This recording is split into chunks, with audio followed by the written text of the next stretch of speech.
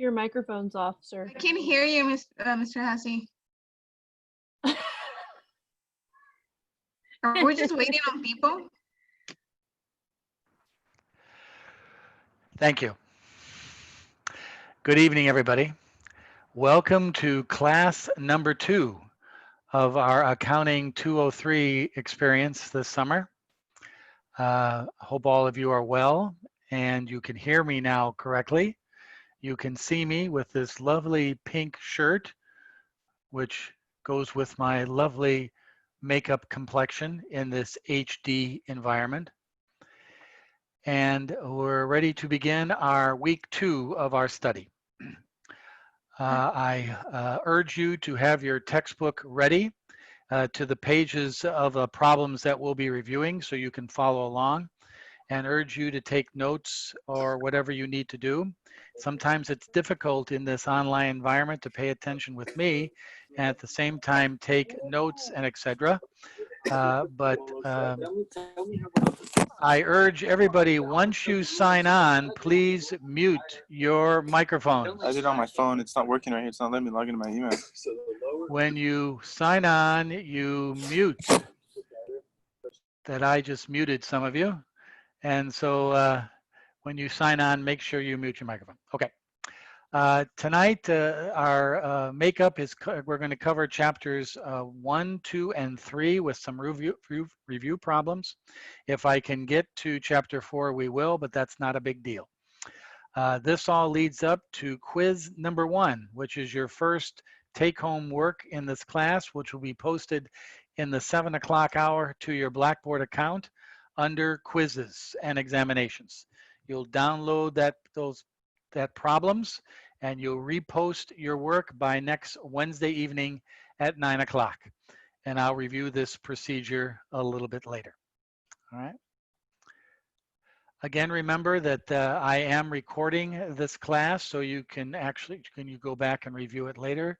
If you want to, if you miss something or want to go back a particular area, please feel to do that. I sent you a introduction video for this week yesterday. Had a couple of review items in it, a couple of videos to review. I hope you all had a chance to look at that. One of the key things, if you're going to get this accounting language in the next few weeks, which you're going to have to if you want to survive this class, is make sure you prepare as much as you can possible before a class. Online requires you to prepare for the class, not let Professor Hassey spiel information that you have yet to hear. You are to be prepared for that information, even though you might not get it. It will help you learn if you prepare and then hear what I have to say about all that accounting language. Okay, so let's begin. Remember, we have the chat session if you have any particular problems, but also if you need to talk to me, need to ask a question, you can feel free to open up your microphone and ask that question accordingly. No problem there.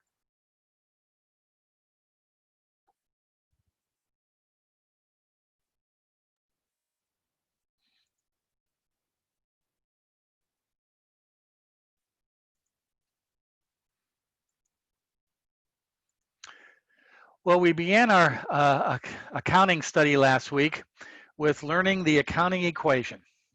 Assets equals liabilities plus equity. And one of the key things that you have to remember and key things that you have to follow is understanding what are asset accounts, what are liability accounts, what are equity accounts.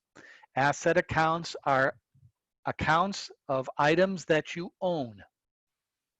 Cash, receivables, prepaids, supplies, land, buildings, equipment, all things that you own are asset accounts. Remember, the subject of our class is double entry accounting. For every transaction, at least 2 accounts are affected. For every transaction, at least 2 accounts are affected. Asset probably is one of them. The second is look at the high tech here. Good God, Hassey, you're classy. Look at the liability accounts here. These are monies that you owe. You've purchased some assets, you owe the money. You have yet to pay them, you owe them. Payables, accounts and notes payable. Accrued liabilities. Again, another type of a liability that you owe. Accrued liabilities and unearned revenue. Wait a minute, Mr. Hasse. Unearned revenue is a liability? Yes. If any of you have had the unfortunate task of having ever have to do or deal with a lawyer, if any of you have ever had a task of dealing with a lawyer, what do a lot of lawyers do? They charge you a retainer. A retainer. Before they even do any work for you, you got to pay them. And it's called a retainer. A retainer is unearned revenue. It's revenue received, but yet earned by the lawyer. It's considered a liability. When you give a lawyer a check before he or she has provided you a legal service, they owe you the service. That's why it's called unearned revenue. So liability accounts are monies you owe. And then we have equity accounts. And this will drive you nuts after a while. Equity is the ownership value of the company. There's 4 different types of ownership equity accounts. Money coming in with the owner investment called owner capital. Later on, when we get to corporations, that is called common stock. But for now, in proprietorships, it's called owner capital. Money coming in by providing services and selling products is revenues. The equity position is increasing by selling products, providing services. Money going out of the ownership of the business is the owners taking withdrawals. The owner taking money out of the company for whatever purpose. They're the owner. Later on, we'll discuss owner withdrawals in corporations as dividends. Dividends. And the final equity account, money going out of the business, is called expenses.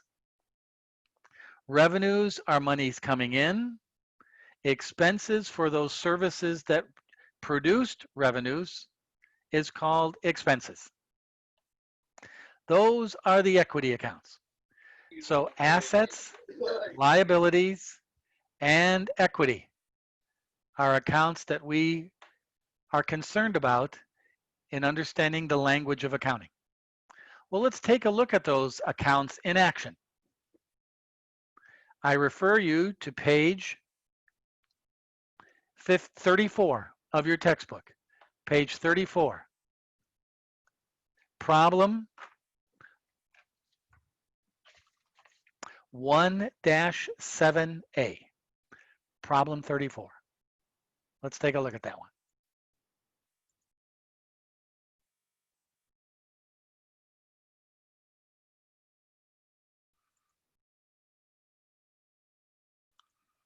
As you notice in this problem, we have the accounting equation at the very top of this spreadsheet. Assets equals liabilities plus equity. In the problem, they told you to set up the problem this way. And then underneath those appropriate accounts that were given to you in the problem, they were given to you at the top of page 35. You were asked to record the transactions that are given to you beginning in May 1st on page 34.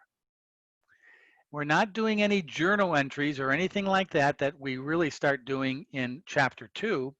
But here is just an explanation of how all these transactions, first of all, what accounts they fit under. And number 2, notice every transaction on this list, May 1st to May 31st, has 2 events for one transaction. Double entry accounting. Okay, so we have the May 1st transaction. One moment, please. I got a couple of issues here with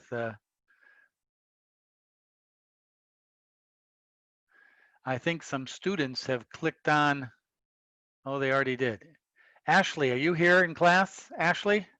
Ashley Donnell? Yeah. Okay, Yeah. so you figured that out. Okay, very good. Okay, Ashley, thank you. You can turn off your mic now. Sounds like you're a country western singer. Yeah, I got on. Okay, very good.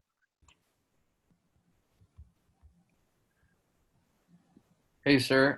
Just wanted to say, so my laptop actually broke and I'm using my sister's. My name is Brian Rodriguez. So, Brian, I figured that out right off the bat. I'm not, I just didn't fall off the turnip truck, but thank you anyways for showing me that. Thank you.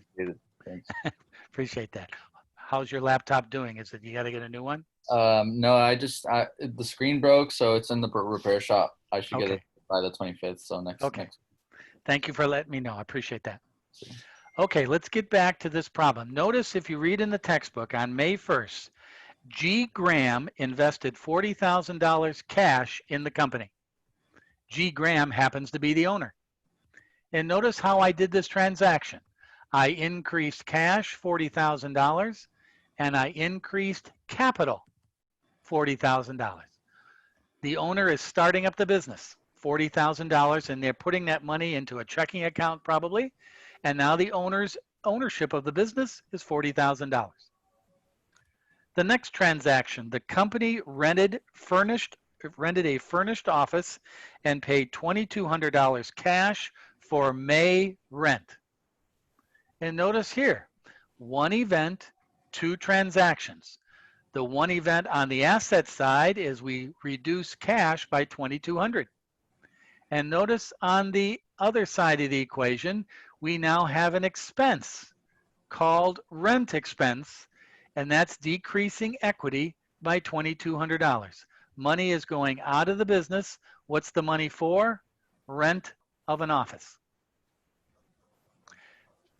May 3rd, the company purchased $1,890 of office equipment on credit. There's a key term, on credit. So notice the transaction on May 3rd. We increase office equipment $1,890.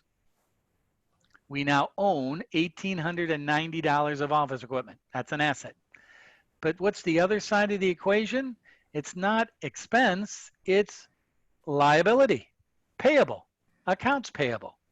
We owe the money. So eventually we're going to have to pay that off. All right? That's a liability on credit. May 5th, the company paid $750 cash for this month's cleaning services. So they wrote a check or paid cash. Cash is being reduced by $750. And look at over here. On the expense side, $750 cleaning expense. Mr. Hassey, how did you know to use cleaning expense? Well, it was, if you look at the top of page 35, under expenses, we all know that the expenses are a particular account of equity. And it doesn't take much to really determine that it's some type of an expense. And if it's for cleaning services, I would say let's assume that it's a cleaning expense. May 8th, the company provided consulting services for a client and immediately collected $5,400 cash. We provided a service. We increase cash. We increase revenues. We've now received our first revenues. Money's coming into the business, increasing the equity position of the company because we provided a service. May 12th, the company provided $2,500 of consulting services for a client on credit. Again, revenues are increased $2,500. We provided the service, but how did we get paid? What's the other side of that transaction? Accounts receivable. They owe us the money. Well, Mr. Hassey, how can you call it $2,500 revenue when we didn't get paid? That has nothing to do with the transaction. We provided a service. We did the work. We gave them an invoice. Even though we didn't get cash, we still record the revenue as revenue because we provided the service. And what's our receipt? The invoice. And the invoice tells us that they owe us $2,500. May 15th, the company paid $750 cash for an assistant's salary for the first half of the month. Again, cash is being reduced, $750. And look at expense. Equity is being reduced by what is called salary expense. May 20th, the company received $2,500 cash payment for services provided on May 12th. Oh, all right. Remember we had that receivable on May 12th. Now they're paying us the money. Cash is increased. And notice what we do with receivable. We reduce it. Why? They no longer owe us the money. And we now have that in our bank account. They paid us. Notice nothing over here under revenue. The revenue was already incurred on May 12th. Only the transactions involving assets are affected in this transaction. May 22nd, the company provided $3,200 of consulting services on credit. All right, we did some more work. Getting pretty busy here, Mr. G. Graham. Again, accounts receivable and revenue. The service was provided, the invoice was made, the receivable is owed. That's an asset. They owe us the money. May 25th, boy, you know, they paid us pretty quickly. They paid the invoice for the services of May 22nd. Again, we receive the cash and the receivable is reduced. There's no longer any receivables owed. They've paid us. May 26th, the company paid $1,890 cash for the office equipment purchased on May 3rd. Remember on May 3rd, we bought some office equipment and we owe, excuse me, we owe the money.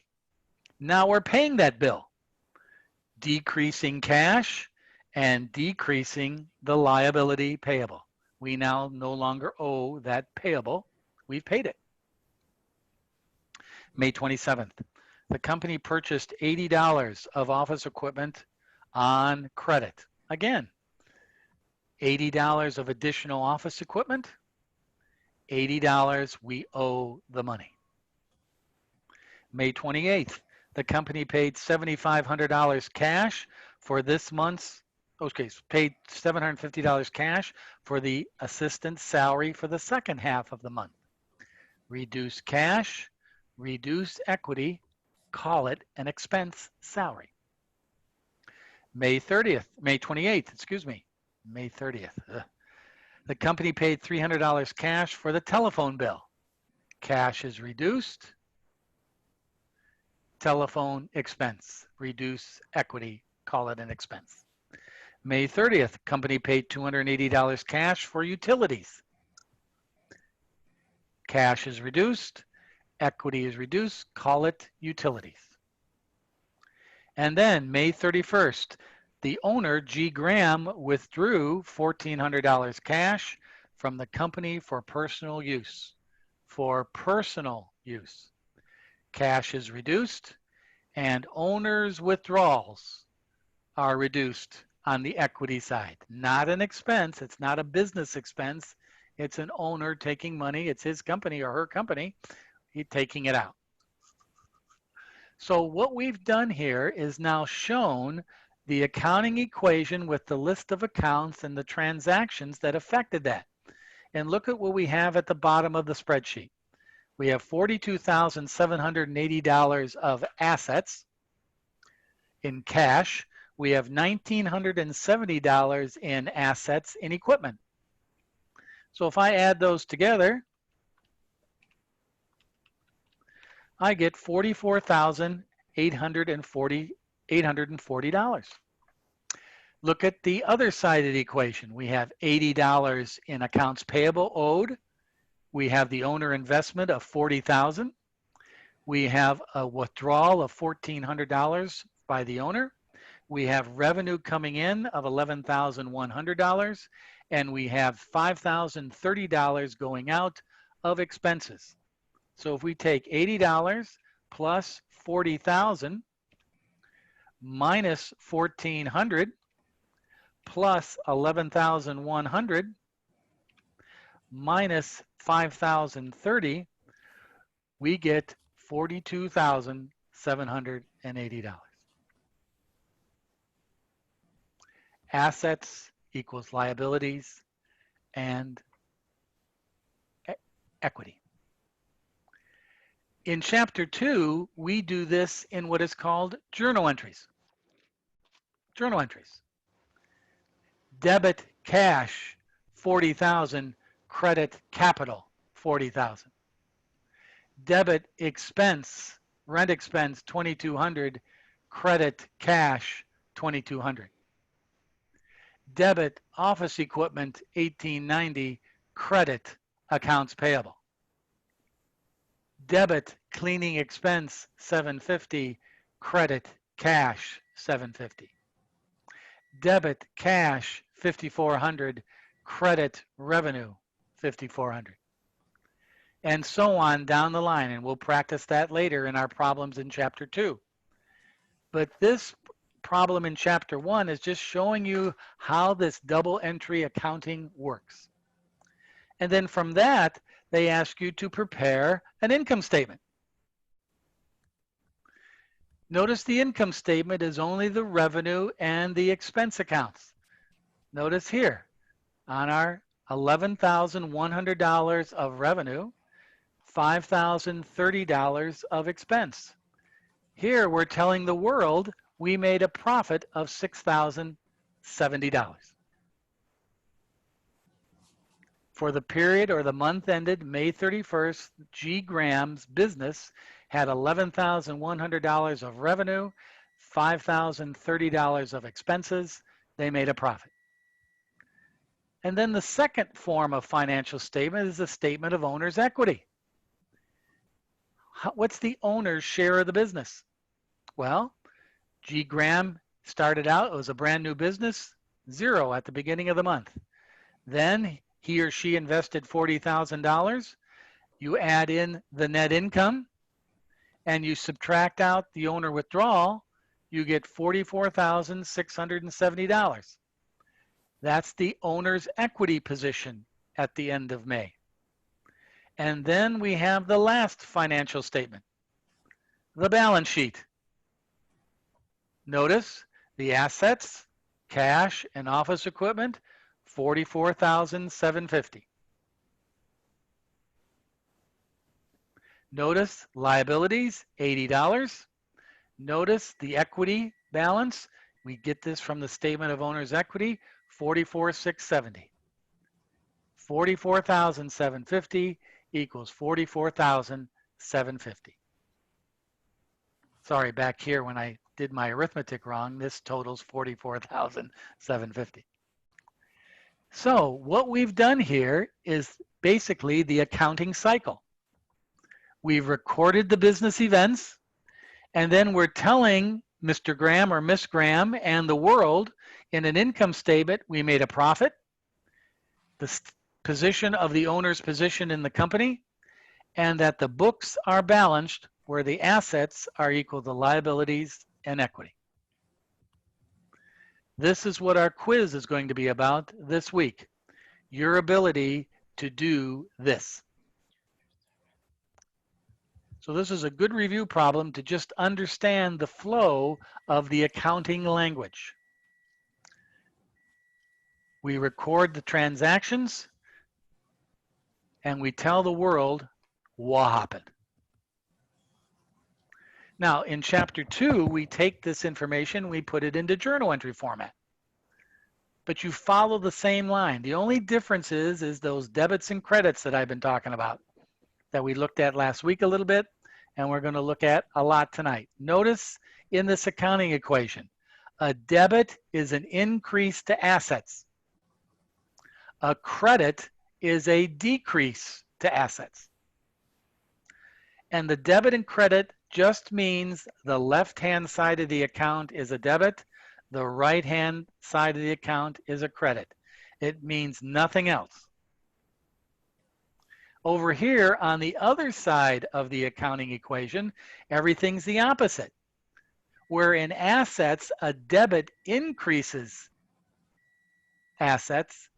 On the liability and equity side, a credit is an increase to assets. Revenue, owner's capital. That's an increase to assets, increase to revenue or equity. Revenue is always credited. Expenses are always debited. Money going out of the company is always a debit expense. Money coming into the company in revenues is a credit.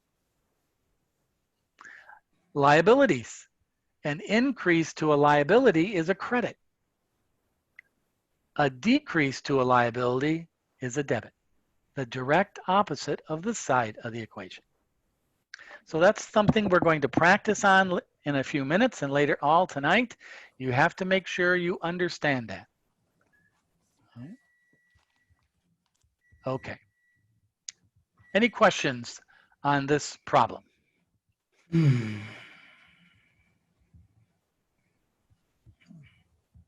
Okay, very good. Good job. Let's continue on with our discussion of earlier.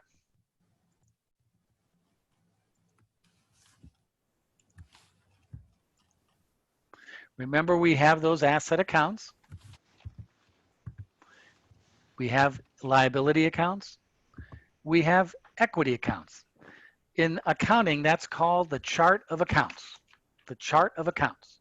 The listing of all the accounts of the business. And these chart of accounts are kind of like kept track of in your accounting transactions and what is called the general ledger. Asset accounts, all these accounts here, liability accounts, equity accounts. They all have a piece of the pie of your company.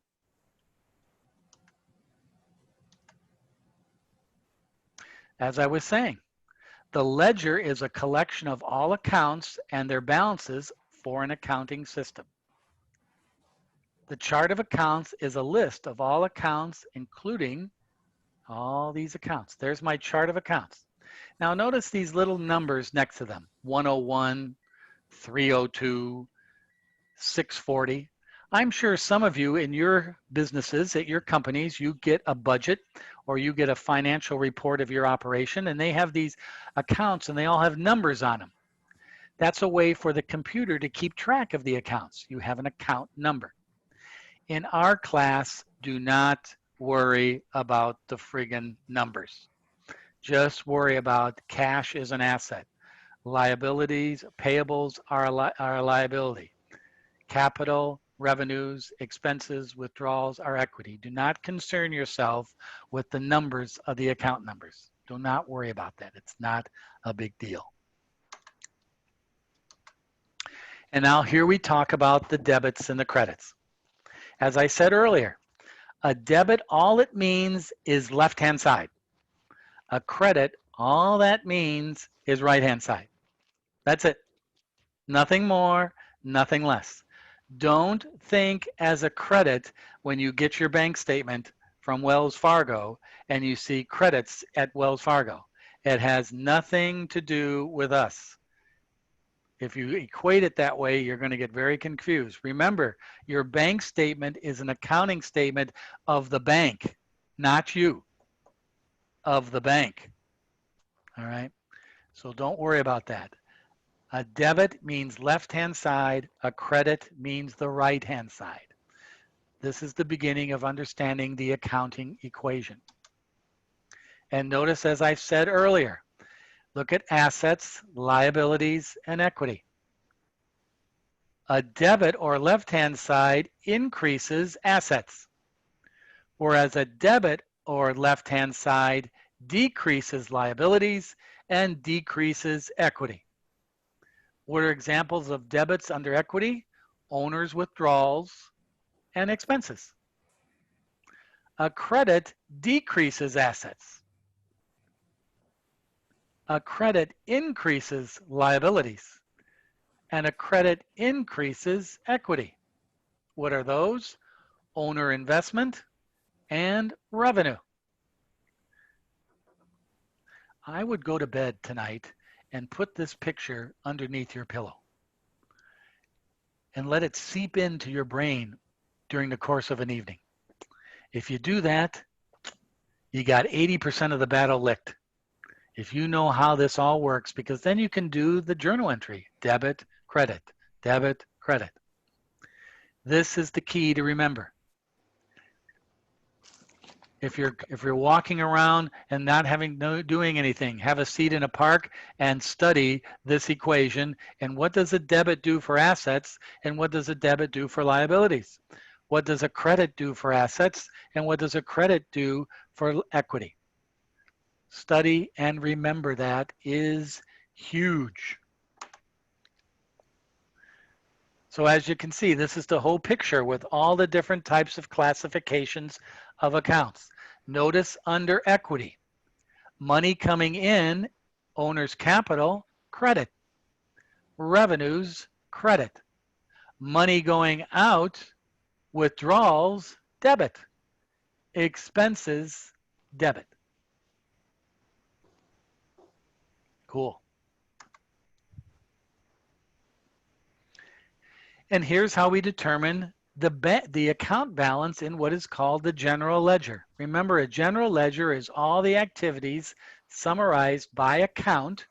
Many times we call that a T account. Like here's the T account for cash. We got the left-hand side, debits coming in. We got the right-hand side, credits going out. What's money coming in? Owner investment, revenue, the paying of a receivable. What's money going out? The purchase of supplies, equipment, the payment of rent, salary, the payment of a liability, and the owner withdrawal. $36,100 of debits in the cash account. $31,300 of credits in the cash account. There's $4,800 more on the debit side. That's the account balance at the end of the period, $4,800. So when I go to Jessica and say, Jessica, what is the balance in cash? Oh, Mr. Hassey, please. It's $4,800. We have $4,800 cash in our bank account.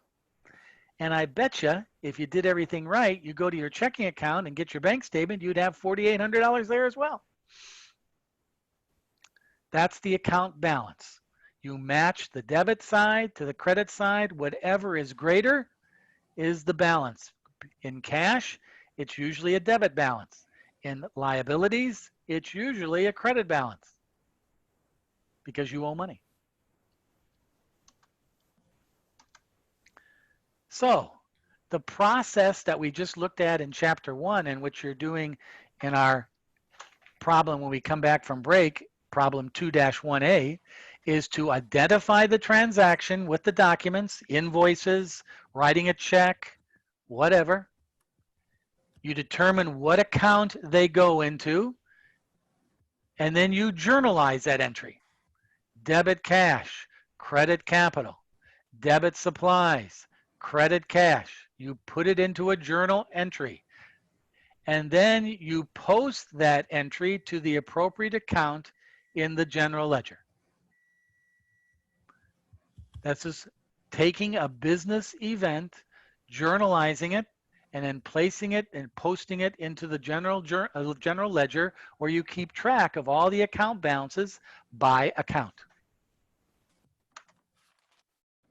So here we go. The date of the transaction, the account that you designated, the amount of money, explaining the transaction, money is coming in. Money is coming in as owner capital. They even give you a little explanation. You guys don't have to worry about that. All I want to see in quiz number 2 and going forward to the midterm, to the final, to anything, you record the date, the account, and the dollar amount. Do not worry about explaining it to me. I'll know you get it by the way you did the journal entry. This is called a general journal entry. And then we take those journal entries and post them to the appropriate account that the account was given in your entry. Notice here's cash. Notice here we had 2 cash entries, a debit for $30,000 and a credit for $2,500. Then we post them to the general ledger. There's the $30,000, there's the $2,500. Do not worry about post reference, just date, debit or credit column, balance.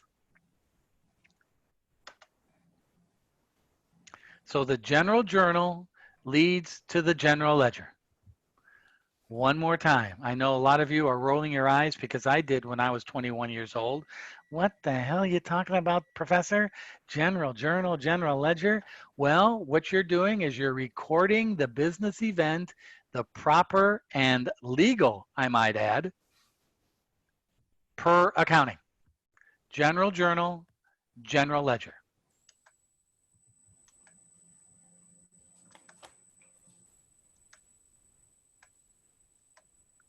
So as all these transactions, there's the journal, there's the ledger, there's the journal, there's the ledger, and on and on and on. And then when we're all done, there's our summary. Here's our general ledger. Notice all the cash accounts and their balances, receivable, supplies, insurance, prepaid insurance, and so on. All these now have account balances. This is called the general ledger with all the account balances. You're going to be doing something like this in quiz number 1 that's next week. And then from there, we prepare the trial balance. Taking all those balances in the ledger and listing them accordingly. I'll go back. Here's that ledger here. Each account summarizes all your journal entries that you did. And then you had an account balance where the debits exceeded the credits here by $42.75 and so on. Then we take, notice where I put the $42.75. Then we take those ledger balances and create a trial balance. There's the $42.75. There's accounts receivable, no balance. Supplies, prepaid, equipment. Credit balances of payable, accounts payable, unearned revenue, capital, the debit balance of withdrawals, the credit balances of revenues, the debit balances of expenses, and golly gomer, they equal. Your accounts are in balance. 45,300, 45,300. The trial balance is just making sure everything is in balance. This is not a financial statement. It's an internal control statement. I'll say that again. The trial balance is not a financial statement. It helps you do the financial statements, but it's not. I don't give the trial balance to my investors. I don't give the trial balance to my banker. I don't send the Wall Street Journal my trial balance. What I send the Wall Street Journal and my bankers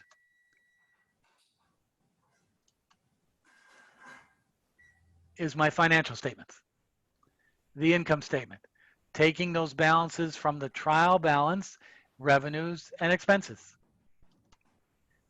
The statement of owner's equity, taking those balances from the trial balance, and then the balance sheet, taking those balance and telling people, yep, we had $3,395 of income profit last period. Our owner's position is $33,195. and we got $42,395 of assets, funded by $9,200 of debt and $33,195 of owner investment. The books are in balance. Everybody's happy. Now, you probably wanted to make more profit, but the books are in balance, and now you can prepare and send these to your investors, to the Wall Street Journal, to yourself, and knowing that everything accounting-wise is legal and ethical. Companies do this every month, every 3 months, every year. If they don't do it, somebody's going to get mad at them. The government, their investors, their vendors, their customers. Hey, I'm going to do business with you. I'm thinking about doing business with you. Could you send me your financials? We didn't do them yet. Wait a minute. You did not do your financials? Why not? Well, we haven't gotten around to it yet. Well, you know what, dude? I don't think I'm going to do business with you. If you don't you're not telling me that you're a legitimate business if you don't have your financials. Today is June 18th. Most companies want to have their financials done by the 10th day of the month. So most companies had June 10th. By June 10th, that's when they would have their financial statements prepared for the month of May. Probably the 10th day of the month. And then they know that everything is cool. That's the pressure that accountants have to deal with in their business. You have to have, there's a timeline. You have to have these numbers reconciled and prepared by a certain time period so investors and the company and vendors and customers can all see them and they think, okay, you guys are doing good. You got everything's in balance. Let's keep on trucking.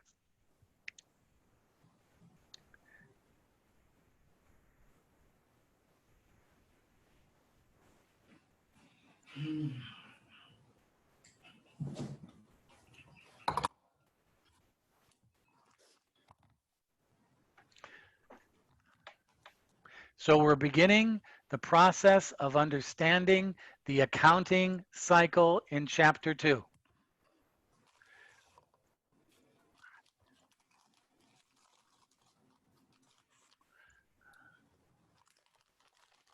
What is that accounting cycle? Assets equals liability plus, No, that's the accounting equation. the cycle is, where's that? The accounting cycle is Not balance sheet. record the business transaction called a general journal entry. Step 2,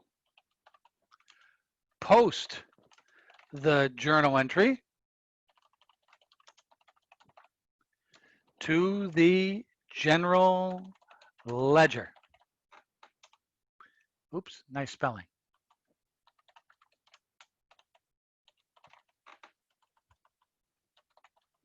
Three, prepare a trial balance.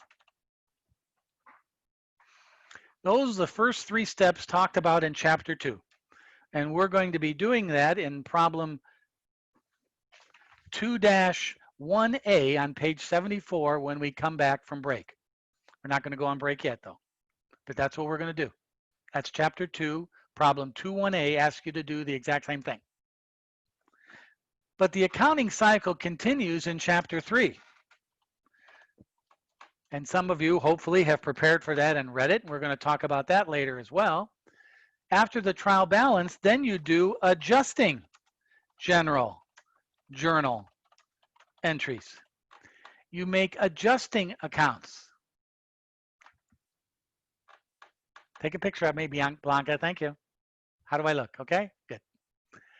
You adjust journal entries where you make adjustments to the accounts with the passage of time, accruals, whatever. We'll talk about that.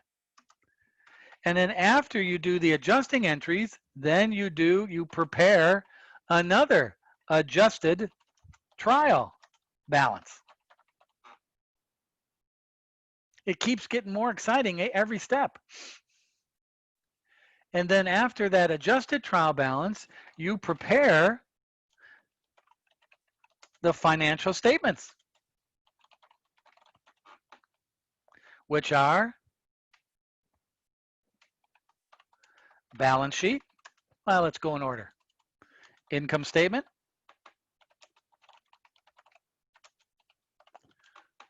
statement of owner's equity, the balance sheet.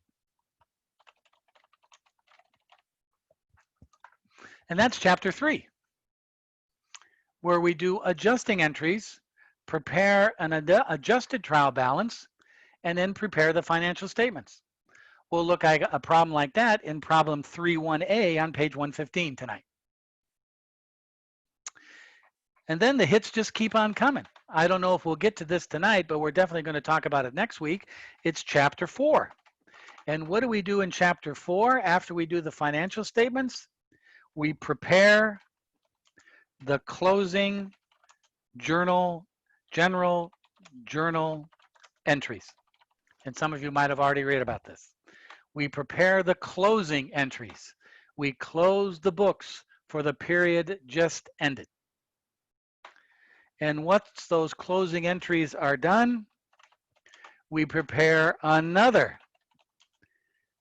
post-closing trial balance, stating the accounts that are still active leading into the next accounting period. And that, ladies and gentlemen, Madame and Messieurs, accountants and accountants, is the accounting cycle. 1, 2, and 3 is chapter 2. 4, 5, and 6 is chapter 3. 7 and 8 is chapter 4. You're going to be given a quiz tonight to just do chapters 1 and 2. You're going to be given a quiz next week, quiz number 2, which will involve chapters 3 and 4. 1 and 2 this week, 3 and 4 next week. 2 full weeks to practice adjusting entries and closing the books, chapters 3 and 4. And that concludes my opening hour lecture of our accounting class this evening. This is where we stand as of tonight. And when we come back from our break, we're going to look at a problem that practices journal entries, general ledger, and trial balance. When we come back from break, we're going to take a look at a problem that practices adjusting entries, adjusted trial balance, financial statements. And I don't think we'll have any more time, but next week, right off the bat, we'll talk about closing journal entries and post-closing trial balance. And now you have all the necessary ingredients for our midterm examination taking place in a couple of weeks. But your job, and I'll post this little whiteboard to our Blackboard week 2 file folder. Your job in the next 2 weeks is make sure you can do these 8 steps. And here's the tough thing about this. Explain it to me what they mean and what you're doing. Not only prepare the income statement, what does it mean? Not only do the closing journal entries, what does it mean? That's the key part. Because if you're going to survive in Business Finance 330 that you might all take from me in the fall, if I am so lucky to have you again next fall, is in Business Finance, we take all that information on what happened, and use it to run our business to get capital and finance. You need this to get to that point. So that's important. Our whole class evolves around these 8 steps. We're going to look at these 8 steps in the context of a proprietorship or a one-owner business.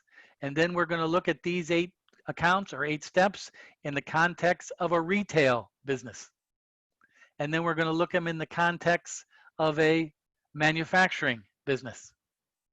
That's Accounting 203 for the next 8 weeks after tonight.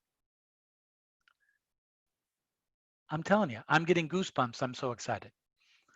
I got to take a sip of water. I'm getting dry mouth. If you have an accounting office in your company, this is what they do all day. If you have an accounting office in your school, in your school district, in your county or city government, this is what they do all day. They record business events and make sure they're always in balance, and they prepare financial statements to tell the world what happened. Without these 8 steps, companies would not exist. Why? They would not be able to get capital. Who's going to give money to a company when they don't know where the hell their money's going? It's that simple. I'm not going to invest in Amazon if I can't go to their financial records and see what they're doing, and that it's balanced, and that it's legal and ethical. I'm not going to give them my money. I'm not going to buy their stock. I might not even do business with them. I don't do businesses with Walmart because they're a bunch of sleazebags, how they handle some of their accounting transactions. So this is what business administration, now you wouldn't get that from the marketing people, but this is what business administration is all about. Explaining the business event through the accounting language. And that's what we're doing these first few weeks. So I'm going to repeat it again. We can't go any farther unless you all understand these 8 steps. The problems that are in the agenda tonight for the next 2 weeks are all these 8 steps that you need to master. And you're going to practice them in quizzes. And the good thing about it is a quiz is only worth 5 percentage points of your grade. Quizzes are homework for a grade. And that's what you'll be doing beginning tonight. We'll talk more about that a little bit later. So I'm going to save this, post it to Blackboard so you have this nice little list, and you need to master this. So I'm going to stop right now. Let's take a 10-minute break. Smoke them if you got them. And we'll come back at about 10 minutes after the hour and talk about problem 2-1A on page 74 of your textbook. Okay. Later. Okay, great. See you in 10. Thanks. Thank you.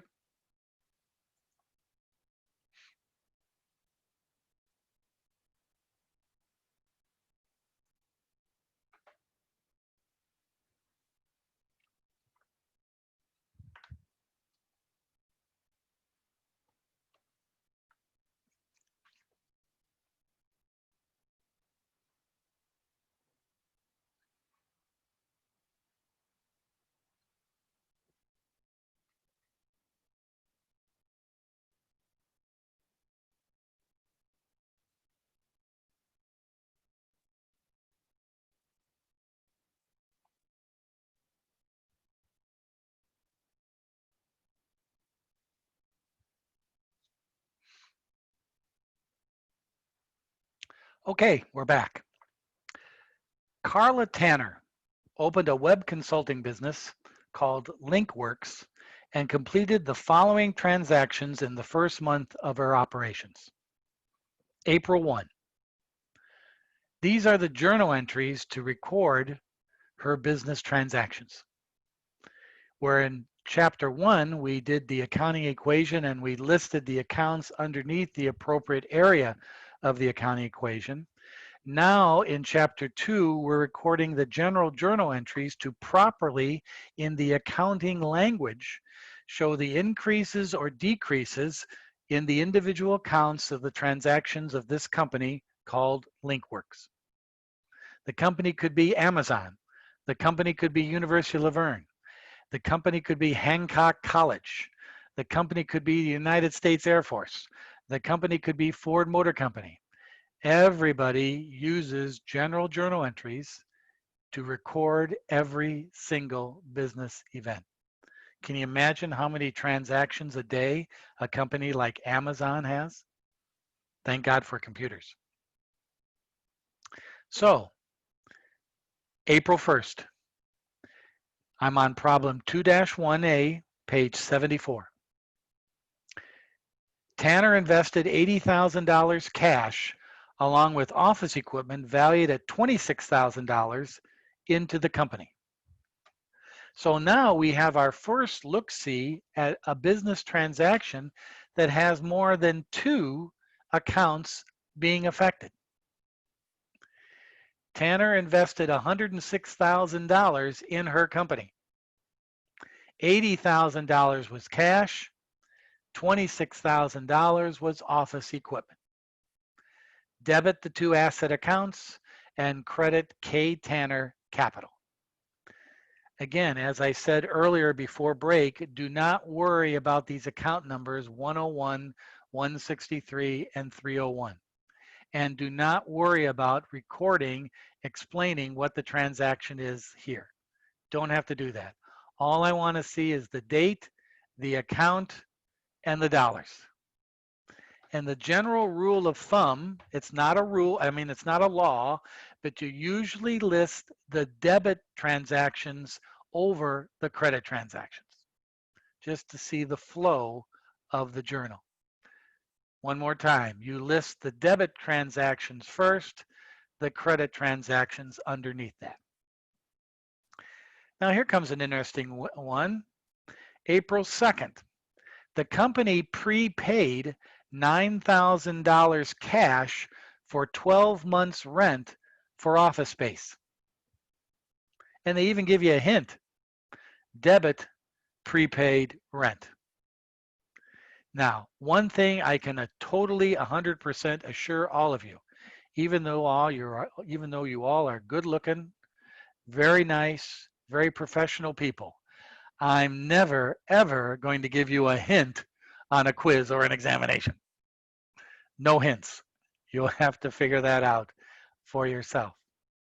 But let's explain this prepaid rent account. I know I had a conversation with Cynthia in this last week, and she asked a little bit about prepaid. Prepaid is paying in advance for a service. The service is owed you. That's why it's an asset. I'm paying for office rent for 12 months ahead of time. I'm paying 12 months into the future. So I'm paying in advance. Why is this not an expense account? Because I have yet to been provided the rent. I'm paying in advance. So that's why it's called a prepaid account. And that's why it's called an asset account. Debit prepaid, credit cash. We exchange one asset for another. Cash becomes a prepaid. I have a question. Blanca. Yes, hang on just a sec, Blanca. Michelle, you can't hear me?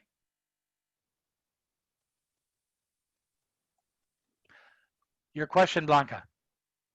In regards to that, that number 2 statement on the hint, well, on the prepaid cash for 12 months is because we paid it in lump sum, the $9,000 for the next 12 months? Yes, we paid it in advance 12 months ahead of time. And then when we get to chapter 3, we'll be doing adjusting entries over the course of time to change that prepaid into an expense as the service is provided us.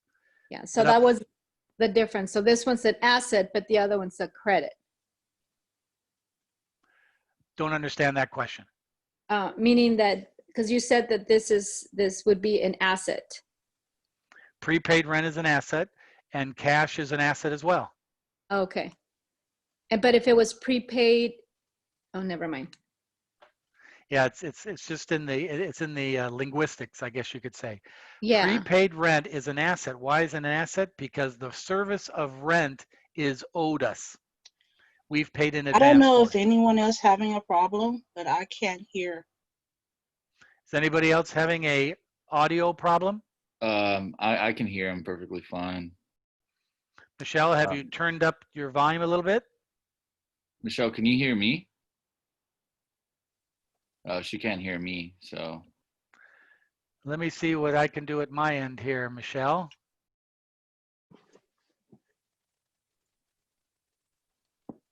Your microphone is on.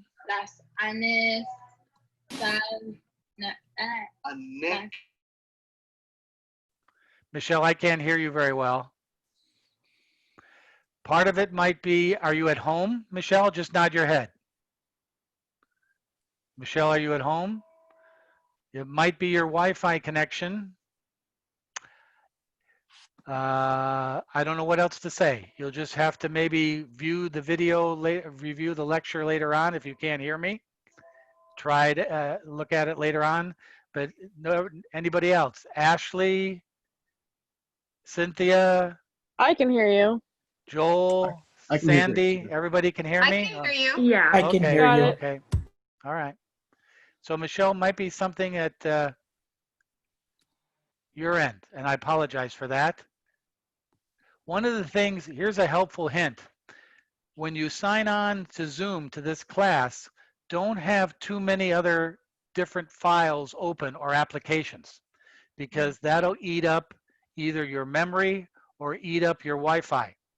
So just keep it basic, keep it simple, and then your Wi-Fi would work better, and then everything would be better. So that's the only thing I can say. Hang on.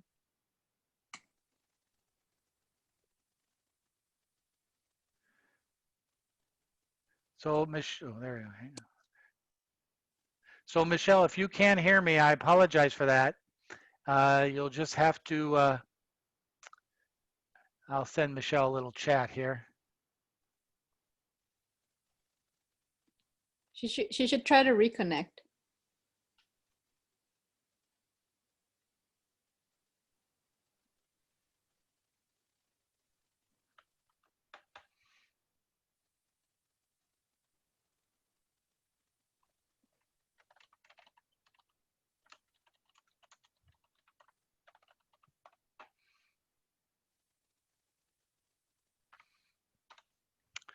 Okay, I'll continue on. Blanca, did I answer your question? Yes, Okay, thank you. thank you.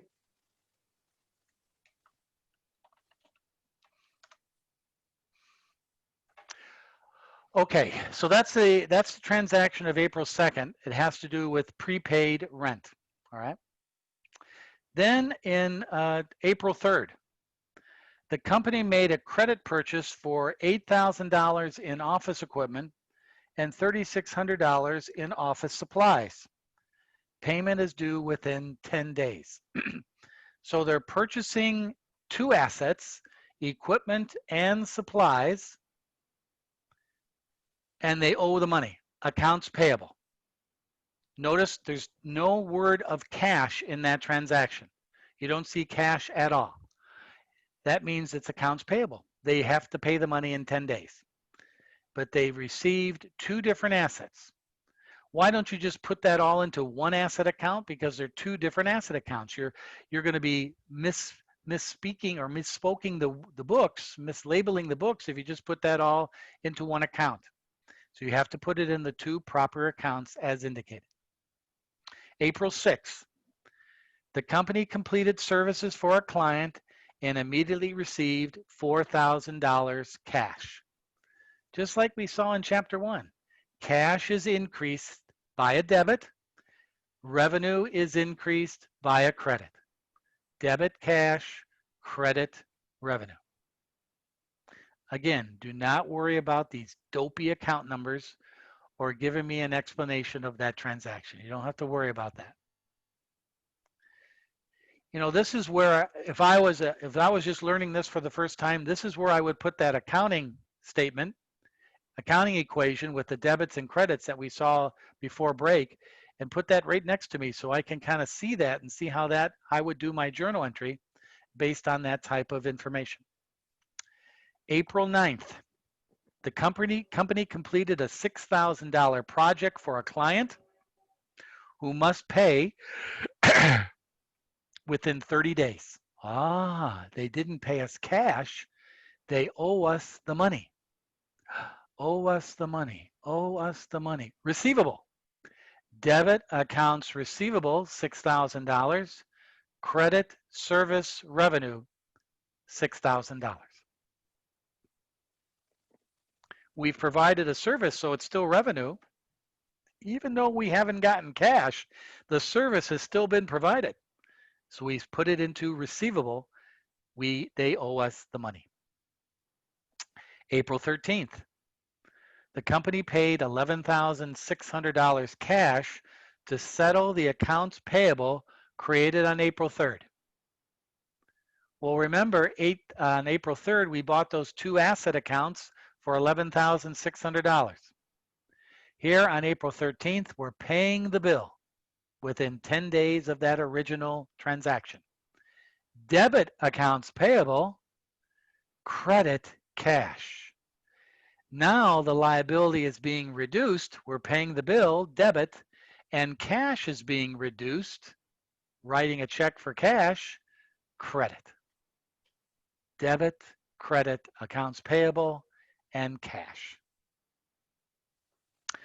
April 19th, the company paid $2,400 cash for the premium on a 12-month insurance policy. Oh, another one of those prepaids again. All right, we're paying in advance for a 12-month insurance policy. $2,400 cash. Debit, prepaid insurance, credit, cash. Debit, prepaid insurance, credit, cash. Just like we did on April 2nd. It was another prepaid, but that prepaid was for rent. This is prepaid for insurance, $2,400. The service of insurance is owed us because we're paying in advance. April 22nd. The company received $4,400 cash as partial payment for the work completed on April 9th. Okay, remember on April 9th, we provided $6,000 of services to a client and we billed them. They owe us the money. Now on April 22nd, they pay us $4,400 of that receivable.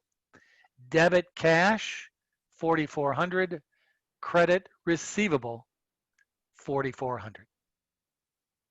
We're lowering the balance in the receivable account because they're paying us most of that amount owed. We still owe us $1,600.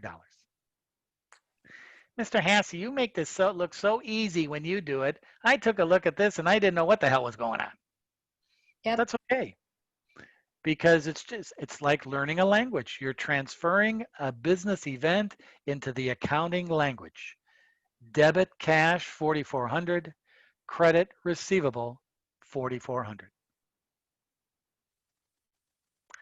April 25th, the company completed work for another client for $2,890 on credit.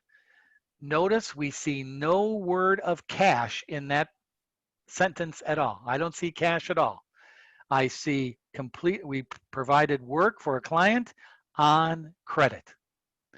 Debit accounts receivable, $2,890. Credit services revenue, $2,890.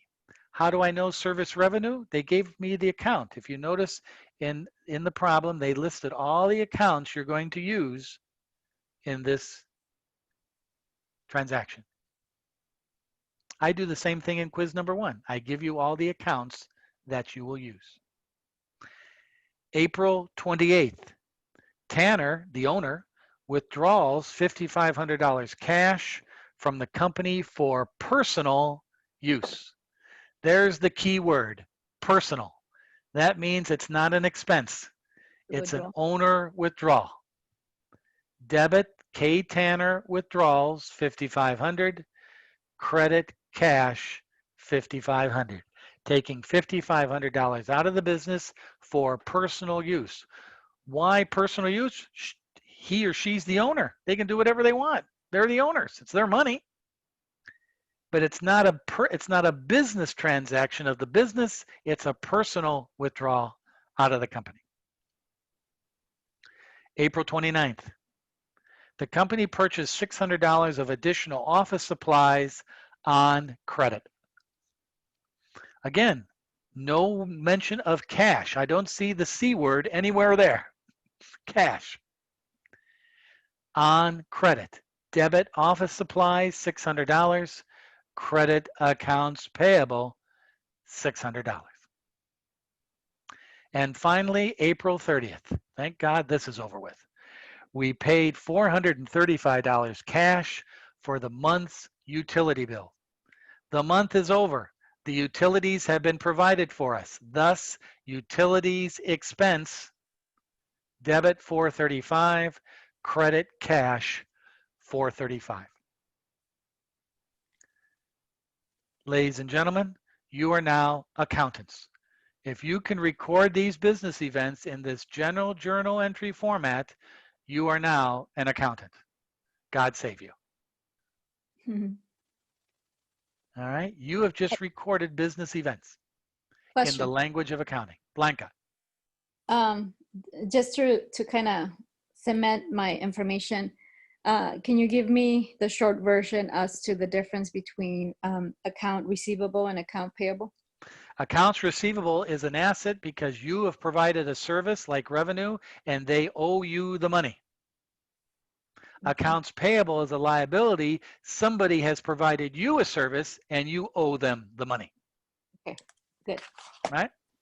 Yes, Good thank question. So in this problem, after we did all this, now we have to post them to the general ledger. Remember step 2? Step 1 is to record the business transactions in a general journal entry. And then step 2 is to prepare the post to the general ledger. And here is my general ledger here. I'm going to stop right here and show you guys something. Stop right here.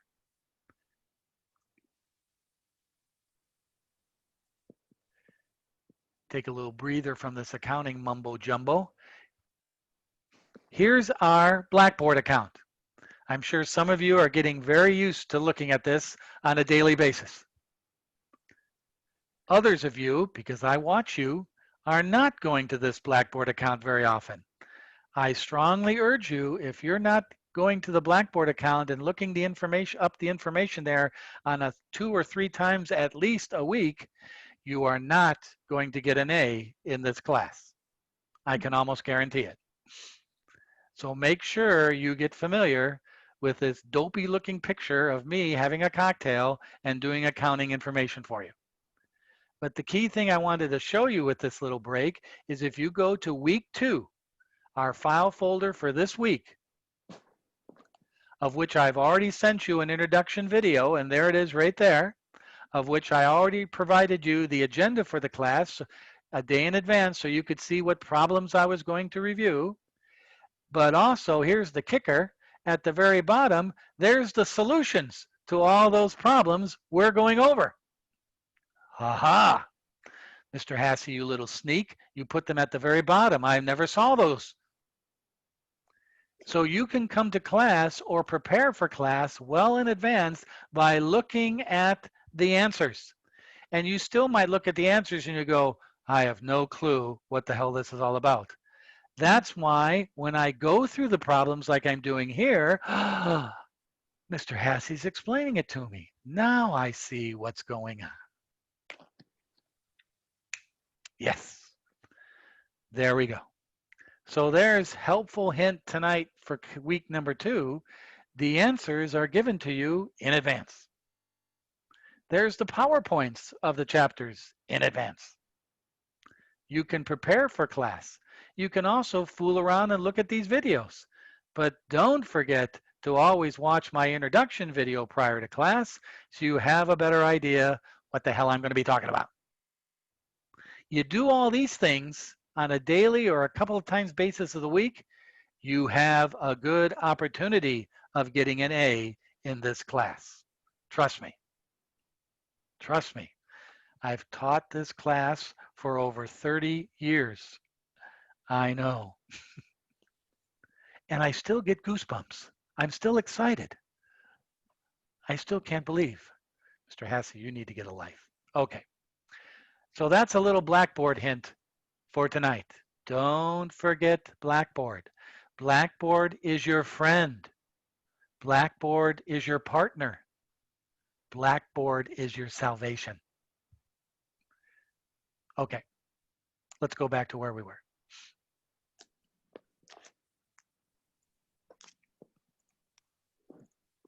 So here's problem 2-1A again. And notice we've already done the journal entries here, which this could be done very easily in a spreadsheet, very easily. One column for the date, one column for the account, one column for debit, one column for credit. Very easy. And then you list the T account. One column for the date, one column for debit, one column for credit, one column for balance. And notice I'm summarizing. Don't worry about this post-reference nonsense. Ugh. They just do this to confuse you. But notice every journal entry, April 1, 2nd, 6, 13, 19, 22, 28, and 30, all involving cash, have now been posted to the general ledger cash account. And there's my cash balance at the end of the month of May or April, $59,465. Here's accounts receivable. They owe us, they pay us, they owe us, $44.90. Office supplies, we purchase twice, $4,200. Prepaid insurance, once, $2,400. Prepaid rent, once, $9,000. Office equipment, twice, $34,000. So those are a listing of all our asset accounts and their balances at the end of April. The journals have been posted to the general ledger. Here's the liability. Accounts payable. Date, debit, credit, balance. $600 we still owe accounts payable. Owner capital. There's the original investment. $106,000 credit balance. Owner withdrawals. $5,500 debit balance. Service revenue. There are the three services we provided, $12,890. Utility expense, debit, $435.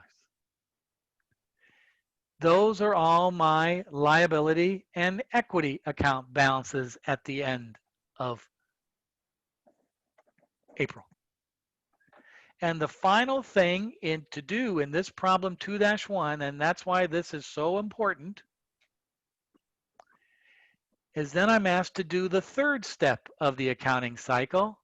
Take these balances from my ledger, which summarizes all the journal transactions, and lo and behold, prepare a trial balance.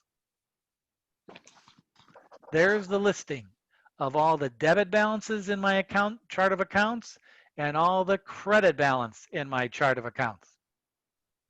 $119,490. Thank the Lord. $119,490. The books are in balance. The general ledger is in balance. Each transaction is matching the debit and the credit. This $119,490 does not tell me any financial information. All it tells me is that the books in the ledger are in balance. Blanca. Which is due by the 10th of the following month. Well, for some companies even want it by the 5th day of the month. Depends on the company. Okay. But usually around the 10th day, from my experience. Okay. And being an old gangster, I kind of seen a lot of closings, so I kind of know that. Ladies and gentlemen, Madame and Messieurs, there is chapter 2. Oh, that was just- journal, post to the ledger, trial balance. question. Sir, I had a quick question. Oh, Blanca first, go. So is this quiz 1? This is quiz 1, Okay. plus some definitions thrown in there from chapter 1. Remember, it's open book. You got it. This is quiz 1. Thank you. Other questions, sir? yeah, sir, this is Brian. I just had a quick question. I mean, this is a little bit off topic, but I heard you mention something similar from last week's session. Are these books available for like public companies, like, so for people that want to invest in, in their stocks, I guess, don't they need to have like something similar to this? I think you mentioned something like that. They do. They exactly do. In order to be a public corporation and traded on any stock exchange, you have to quarterly produce your financial statements just like this. Now, the financial statements are not the journal entries, the general ledger, and the trial balance. You have to produce your income statement, balance sheet, and statement of owner's equity, and also the statement of cash flow, which we won't worry about quite yet. Got it. If they don't do that, Brian, they're breaking the law, and they will no longer be able to be traded as a public corporation. Now, private corporations, like Mark Cuban on Shark Tank, he doesn't have to give this information to anybody. It's a private corporation. Right. What he does have to do is file a tax return. Right. So And what he also has to do, if he's borrowing any money from a bank, the bank will demand to see his financial statements, but he does not have to publicly show them. Okay. And are these reports? So you said these reports are released quarterly, and is a quarter of the year the same for every company? Yes. Okay. Now, some companies' fiscal years are different. Right. Like Apple Computer's fiscal year ends September 30th, Right. whereas General Electric's fiscal year ends December 31st. But fiscal year notwithstanding, quarterlies are always March 31st, June 30th, September 30th, December 31st.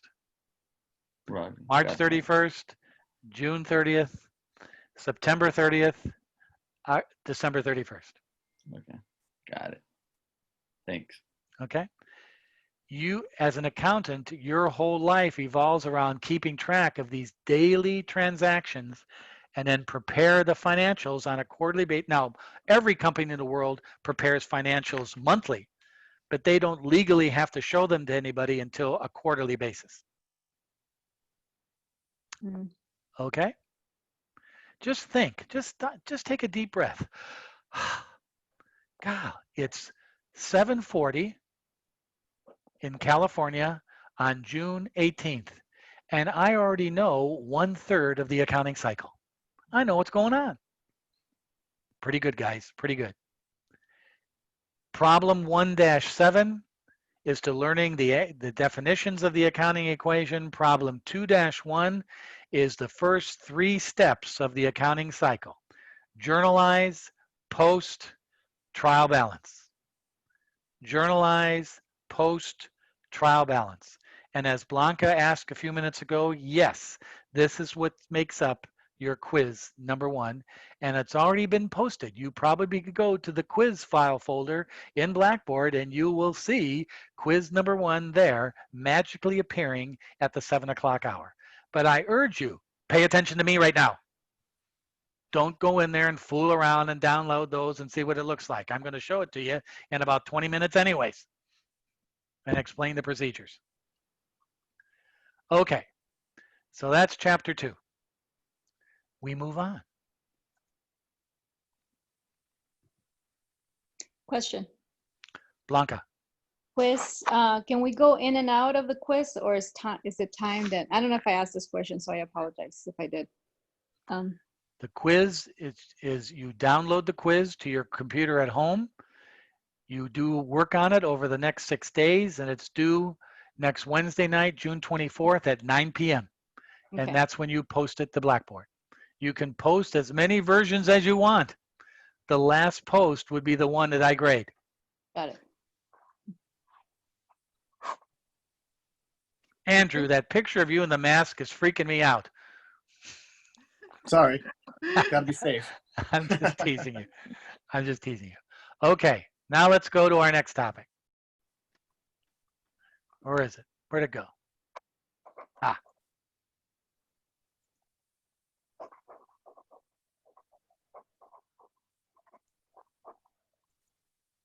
All right. Chapter 3. Chapter 3 is all has to do with adjusting journal entries. All right? Adjusting journal entries. In other words, you have to adjust the accounts for certain things happening. One, as we've already seen, we haven't done the adjusting yet, but we've seen is what is a prepaid account.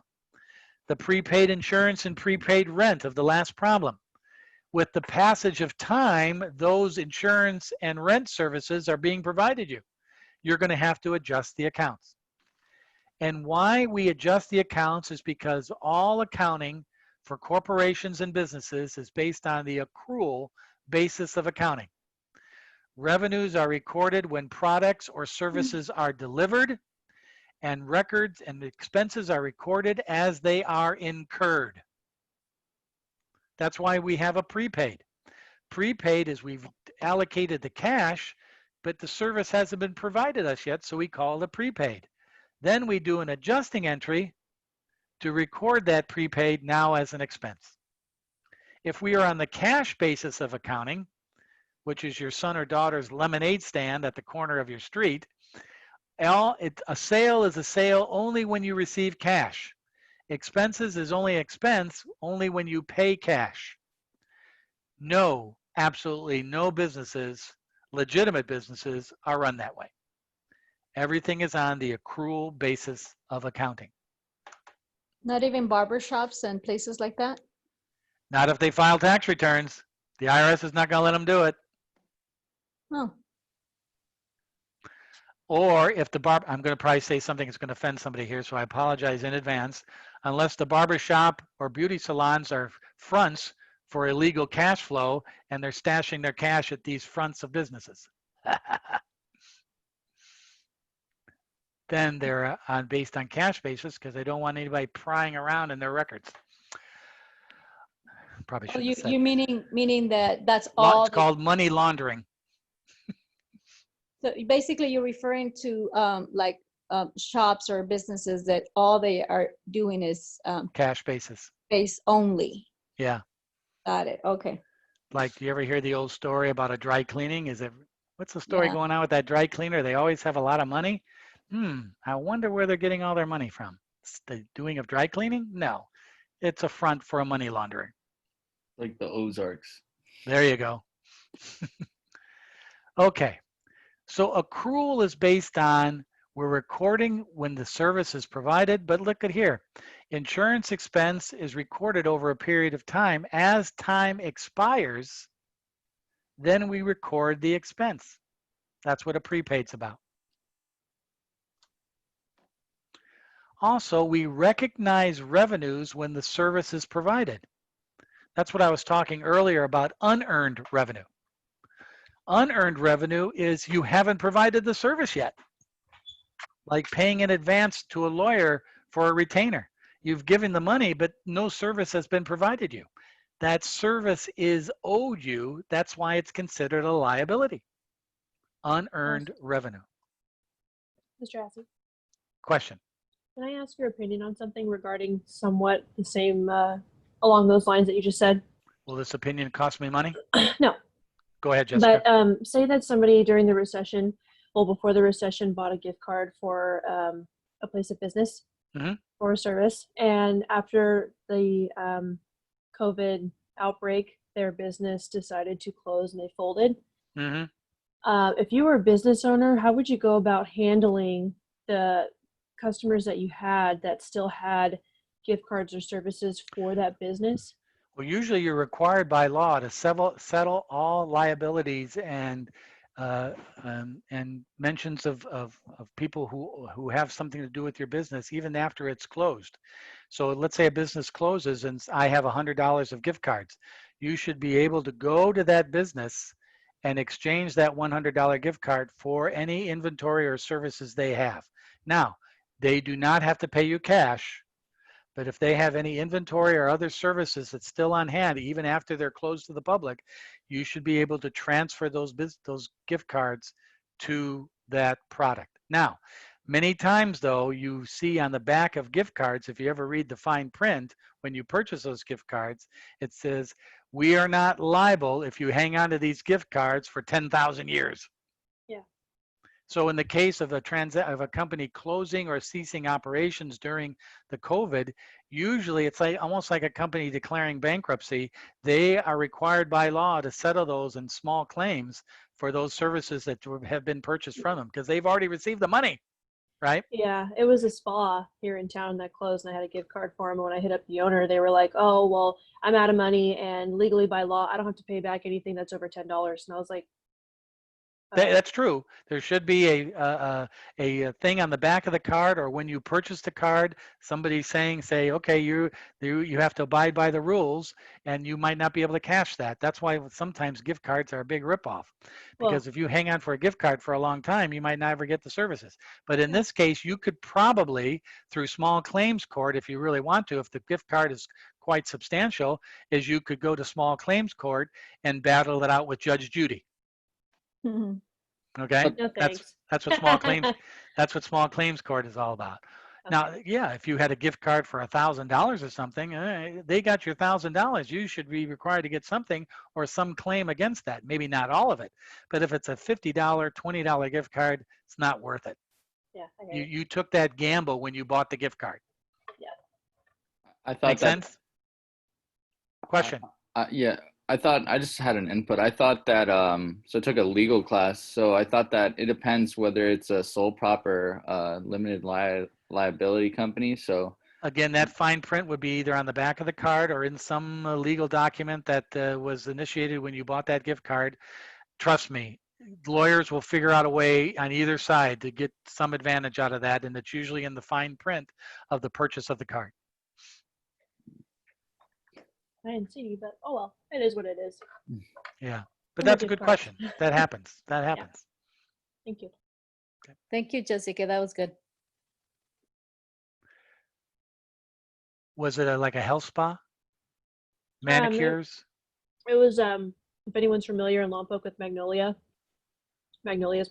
massage. It was a spa for massages, and it was a Mother's Day gift. Have you ever bought a gift card from Bravo Pizza in Lompoc? No, nope. I don't like Bravo Pizza since Andre sold it, but that's just me. Aren't you impressed that I knew what Bravo Pizza was all about? Mm-hmm. Thank you. I just want to get some recognition of that. I know what the hell I'm talking about at least one time tonight. All right. Blanca, one last question. You're still in bed this evening. So any comments, anything you want to tell us about this? No, we're good. All right. Thank you. There All we right. So back to our Chapter 3 discussion. Recognizing revenues. Revenue recognition requires that revenue be recorded when goods and services are provided to a customer at an amount expected to be received from the customer. In other words, you record the transaction. If no cash is traded hands, you still require the entry to be processed. The same thing with expenses. And here's an expensive quiz or examination type question you may receive. Why is expense recognized in the same period as the revenue that it created? It's called the matching principle of accounting. Anybody ever hear of the company Enron? One of the reasons why Enron got in big trouble is they recognized revenue first and then recognized the expense to achieve that revenue in another accounting period. That's a no-no. If I recorded an expense to provide revenue this month, it goes this month. I cannot postpone the recording of that expense next month. It's called the matching principle. A lot of companies get in big time trouble over that. Trust me, that's a big issue in accounting. It's called the matching principle. So this is the framework for which we have to do adjusting entries. There's 4 types of adjusting entries. The deferral of an expense, the deferral of revenue, the accrued of expense, the accrued of revenue. Those are the 4 types of adjusting journal entries. And here they are here. This is a deferred expense. It's called a prepaid. Prepaid is a deferred expense because we're deferring the expense until the service is provided us. All right. So when we have to make an adjusting entry, we have to debit the expense and credit the prepaid because now we're recognizing that the expense has been provided. Remember in the back of in chapter 2, we saw debit insurance expense, debit prepaid insurance expense, credit cash. In chapter 3, we're debiting expense and crediting the prepaid because now the service has been provided us. Here's the entry. There's the prepaid being made. And now we record the expense after every month. The prepaid insurance account is credited because it's a $2,400 prepaid for 24 months. That's $100 a month. We debit insurance expense $100 and we credit the prepaid $100. So there's still $2,300 left in the prepaid for 23 more months. So this is called an adjusting entry, called deferring the expense with the prepaid. You do this on a monthly basis. It's an example of number 1 adjusting entry. Again, remember, all these are located, these examples are located in your textbook, and you have the PowerPoint. This is the PowerPoint that I provide you in Blackboard. You can go over that PowerPoint and track and follow these as well. And also, here's a good helpful hint, is as you're doing these problems in a quiz number 1 or a midterm at home, when you have the luxury of spending multiple days on a problem, you can go into the PowerPoint or into your textbook and find that example of that transaction and say, oh, that's how that's done. Now I can answer the quiz or the examination question.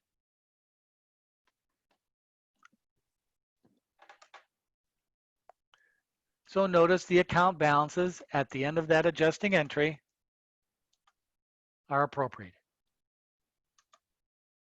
And there it is right there. And there it is right there. Journal entry and posting to the ledger. Here's another one. This is adjusting journal entry number 2, deferring the expenses because we purchased supplies in advance. A company purchased $9,720 of supplies in December. Some of these were used during December. At the end of December, we take a physical count of supplies and find that there were $8,670 worth of supplies in our shelves. There's the entry for the purchases. And now, because of the difference between the original purchase and what was left over, we have to do a journal entry recording the adjustment of supplies being used as an expense. And there it is, right there. The difference between $97.20 and $86.70 is $1,050. Thus, we have to do an adjusting entry to lower the balance in the supplies account by the supplies that were used during the period of December. And now we begin the next period with $8,670 of supplies yet to be used. 1, prepaid. 2, supplies are examples of adjusting entries. Here's another one. It's called depreciation. No, it's not called depression, but depreciation does cause depression. Pretty good, Cynthia, huh? All right. Instead of expensing the cost of a plant asset, equipment, building, cars in the year it was purchased, we allocate or spread out the cost over their expected lives. It's called depreciation. We take the asset costs minus the salvage value determined by the life of the asset, and we determine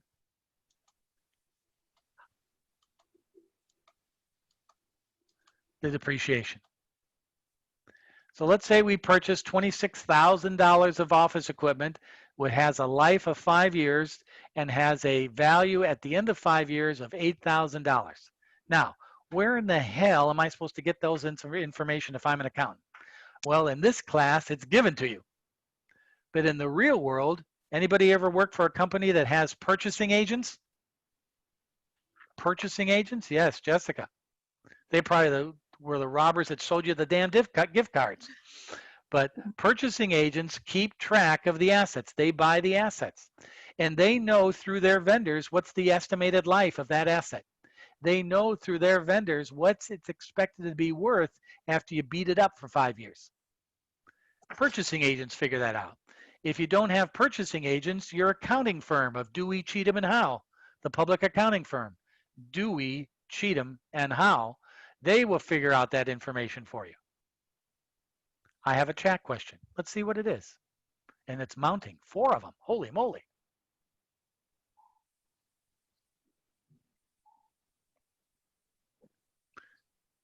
We were having echo there. People are getting worried about echoes. You're bothering me over an echo? I'm teasing. Okay. Everybody okay? Thank you. All right. So let's see what this depreciation means. So we paid $26,000 for an asset. It has a salvage value of $8,000. That means its net cost to us over its life is $18,000. We take that, it's a 5-year life, that's 60 months. 12 times 5, 60. So $18,000 divided by 60 months means we have to depreciate this asset for the next 5 years with an adjusting entry every month for $300. And there it is right there. We debit depreciation expense and we credit accumulated depreciation. Notice we don't credit the original equipment account. The equipment account stays there because it tells the world that's how much we paid for it. This account here is a asset account with a credit balance. If you want to impress somebody, it's called a contra asset. But I wouldn't write that down. You're not going to be tested about that. It's an asset account with a negative or a credit balance. So on the balance sheet, it would say equipment, $26,000, less accumulated depreciation, $300. And the expense is the expense for the period of time of 1 month of depreciation. Prepaid, supplies, depreciation. All examples of adjusting entries. And that's how it looks like on the balance sheet.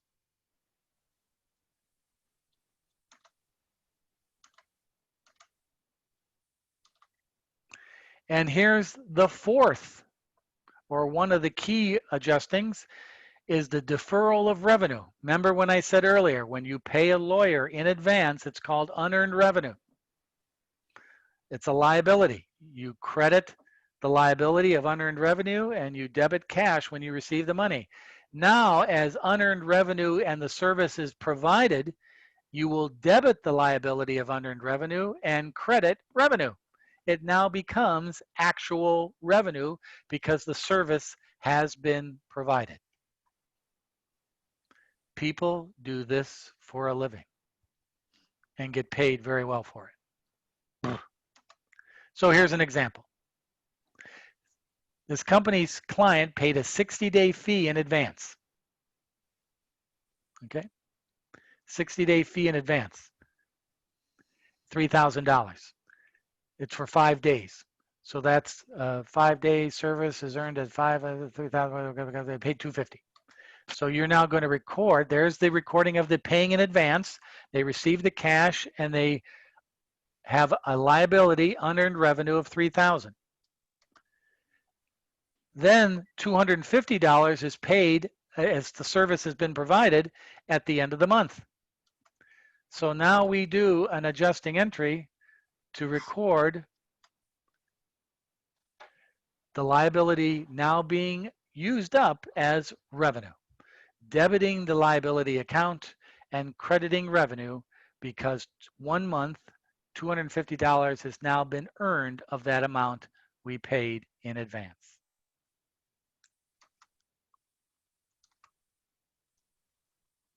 And then we have another example of an adjusting entry. Remember, prepaid, supplies, depreciation, unearned revenue. Now we have what is called an accrued expense, where an expense, a service has been provided you and it remains unpaid. In other words, somebody provided us or somebody worked for us for a day. You guys know this. Let's say you get paid and your pay period ends December 31st. You're not going to get paid until the next Friday in January. So as of December 31st, it's an accrued expense. You've provided the service of salary, but you're not going to pay it until the next accounting period. Debit salary expense, credit salary payable. That's called an accrued expense.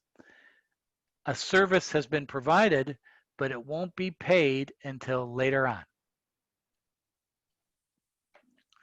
Cynthia's had about enough of this nonsense. She's getting a headache. And there's the recording of that. All right.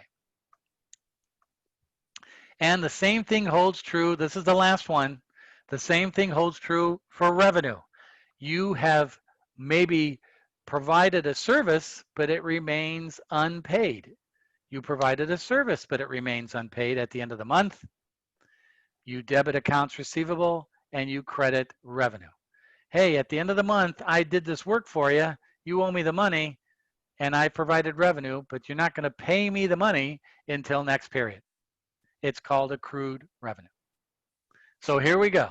The big six: prepaid, supplies, depreciation, unearned, accrued expense, accrued revenue. Those are all examples of adjusting journal entries. And there they are right there, highlighted in the textbook and what they mean to the financial statements. So let's stop right here because Cynthia is about ready to commit Harry Carey. Me too. All right. But what I'm going to show you now is what's going to begin our topic next week in class. We're going to look at next week in class problem 3-5A, which is a practice of these adjusting entries and the trial balance and the financial statements. 3-5A. I would like all of you, in addition to doing your quiz work this week, to do 3-5A. All right. Also, problem 4-1A, which is the entire accounting cycle in one problem. That, ladies and gentlemen, is what you'll see in quiz number 2. The ending of the. What pages are those, Mr. Hussey?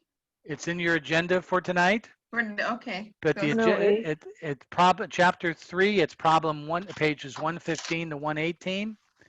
And Okay, I got it. And chapter 4, it's in pages 154. I got it. Again, Okay. those are not for a grade. Those are to practice. Okay. The grade for practice is the quiz, and I'll talk about that in just a minute. All right? Okay.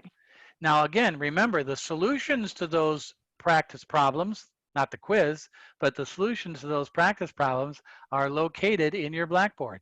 That can be your cheat sheet or reference section. Okay.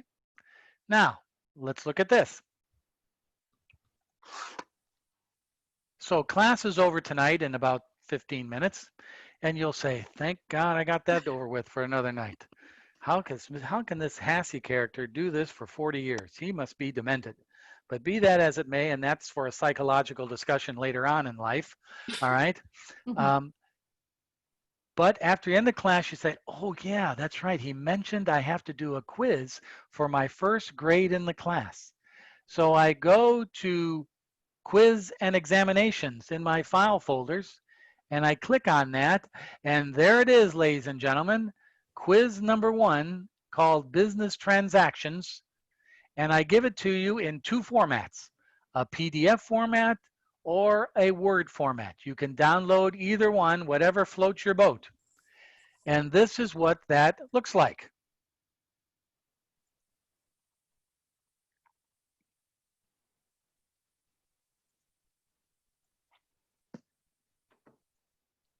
Here it is right here. Quiz number 1. Quiz number 1 is a series of questions from chapters 1 and 2 that I want you to answer and have it posted back to Blackboard. I'll show you that procedure by next Wednesday evening, June 24th at 9 p.m. Now, I'm going to give you some friendly advice, and I know you don't want to hear it, but I'm going to give it to you anyways. If I were you, I would try to do this quiz, depending on your schedules, I would try to do this quiz by the weekend, while this stuff is fresh in your mind. If you wait to Tuesday evening or Wednesday morning and try to do this, you'll forget part of the stuff and you're going to waste a lot of time by having to look it up. That's just a word to the wise. Get the quiz out of the way, and then you can practice chapter 3 and chapter 4 problems and get prepped for next Thursday after you get the quiz. But get the quiz out of the way, and then it won't stress you out as much. Trust me. That'll be sound advice. But I know your schedules. I know a lot of you work during the day. I know a lot of you are taking other classes. But if you can get this out of the way by the weekend or even during the weekend, it's to your advantage. Trust me. Okay. So the quiz is made up of, let's say you download the Word document, and you can now do this quiz on this Word document. Match the following items with these. Match them. You can also do this. This is a statement of owner's equity. What is its balance at the end of the period with all this information? But here's one, question 3 from chapter 2, which is asking you to put this into a spreadsheet format. No. Oh, sorry, I'm not muted. Now you can put it in a Word doc format, but you're creating yourself a lot of hassle because why? We just went over it in chapter 2. You set up a couple of columns, then you record the account, the date, the account, and the amount of money, and you're done. It's a hell of a lot easier, trust me. Mm-hmm. Do not do this. I'm going to sound like a snob here, and I apologize in advance. This is college. COLLEGE. I do not want you to write this stuff down on a piece of paper and scan it or take a picture of it on your cell phone and send me the picture. You do that, you're going to get a 0. COLLEGE. Start getting used to doing spreadsheets, because when you take Professor Hassey in business finance next term or next spring, the first thing I'm going to do is say, let's do some spreadsheets. And if you get any professor who has any clue of what's going on in the real world, they're going to give you a spreadsheet. Not some wacko that you had last term. And you can quote me on that. All right? So that's the case. So get used to doing these in a spreadsheet. It makes it so much easier. If you want to do it in a Word format, go ahead. But eventually, sports fans, you're going to have to do it in a spreadsheet anyways. So you might as well master it now. Listen, this quiz is only designed to take you about an hour, especially if you use a spreadsheet. Now, I know some of you you're probably going to say, Mr. Hassey, I spent 3 days on this friggin' thing. That's okay, because you're learning it. But trust me, by repetition, we're going to do this week. We're going to do it next week in the next quiz. You're going to have to do it on the midterm. You might as well do it now. Suck it up. Okay. So we've just done this problem. Prepare journal entries and record these transactions for Spade Company, and I give the accounts, record these journals, then post them to a general ledger account and prepare the trial balance. That's exactly what we just did in 2-1A. So there's your template right there. May 1st to May 9th. When you're done with that, I want you to prepare a trial balance. Yes, I'm getting goosebumps because you guys now are accountants. Trust me. I wouldn't say that. Who said that? Turn off your mute. That was Or my mic. son. Yeah, right. All right. And then finally, the last question is some more definitions of matching up these phrases with whatever this definition is up here. So really, if a lot of you are all still freaking out about spreadsheets, the only real spreadsheet you have to do is this problem. But why not put all these answers in a spreadsheet, an Excel spreadsheet? And it'll be a lot easier. One tab for question 1, one tab for question 2, one tab for question 3, one tab for question 4. They're all your work on one document. Or if you want to go about making it more difficult on me at the possible routine, do a Word document for this, and then you save that. Then you're going to have to also do a spreadsheet document for this, so you're going to post 2 documents. Makes sense, Brian, to do it all in one, doesn't it? Yeah, it does. I was gonna ask you that, but actually you're right. I could just put everything in like one tab and then. Brian, you are the man. So, Mr. Hussey, you're able, like, if we do that, like, one tab, so if I share it with you, is that what we're going to do? We're going to share it with you? Well, I'll show you this right now. This is what you're going to do. So let's say you've now taken about 30 Valium, you've had about 5 bottles of wine, and you're now completed the quiz number 1 work. So you're all done. All right, and you save that file, okay? Now what you do is you go back to the quiz folder where it all started, and you click on, oops. You guys all see this, the Blackboard? No. Okay, No. I got to bring it back up. Sorry. I'm glad I asked that. So you go back to Blackboard, you go to that quiz number 1 file folder, and you click on, and I explained to you how you do it right here anyways. But you click on this, click on the title, and up comes an upload. And all you do, it says here. So here, all you do is, let's say you have your file. See, let's say I have a file, and I'll just slide it right over to here.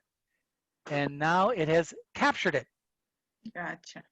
And all you have to do now is you got to do this, or I will never get the file. You hit submit, and then it's given to Professor Hassey, and he now can grade it. And then I will grade it and send it back to you with my gradings on it, and you'll download that from your grade center next Thursday, probably Thursday or Friday. Are you having us title it a specific way? Is it in your instructions? You can just say, Mr. Hassey, go to hell. You don't have to title it. You can say anything. All right. I'll know who it's from. I guess I'll know, because it's coming from you. Just I quiz know 1. Excuse me? Just quiz 1. Can we just put quiz 1? You can do that. Yeah. You can call it anything. I'll know it's you because it's coming from your grade center. I'll know it's you, Cynthia. So if you Okay. say, Mr. Hassey, go to hell, I know, ooh, Cynthia just lost 5 points. No, don't worry about that. Okay? So again, let's try this again. You take the file, you drag it, or you say, I'm going to do this time. Browse my computer. I go to my desktop, and there's a file. I click on that. I hit open, and magically it's downloaded to your grade center. Or you can just slide it over, and it'll take it. Now you can upload as many files as you want, as many times as you want. The last file that I have on Wednesday at 9 o'clock is the one I'll grade. So because a lot of times students do this on Saturday, and then they either call one of the other students in this class, or they call somebody who's had this class before, or they call Uncle Ernie, who's a CPA. I don't want to know about this naturally, But then they say, oh, I did that wrong. I got to do this over. Then you can just reload it again. All right. And then when you hit submit, Professor Hasse now has it for grading. All right. That's how this works. And again, guys, this is practice. It's only worth 5% of your grade. So don't have a cardiac arrest over this stuff. It's practice. It's practice. It seems like once we submit it, we close the ability to keep posting, correct? Nope, you can go back into it. After you submit it, you go back in. Let's say it's 3 days later, go into this and you can reload another one. Oh, okay.